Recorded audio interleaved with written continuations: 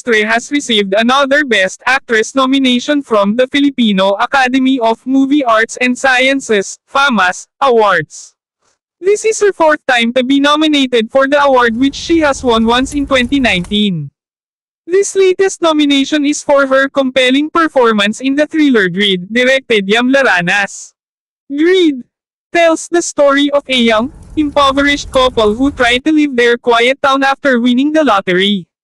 Diego Luizaga, Nadine's co-star in Greed, also received a Best Actor nomination from the 2023 FAMAS Awards for his role in the film.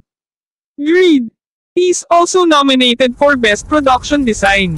The 2023 FAMAS Awards will be held on August 13 at the historic Manila Hotel.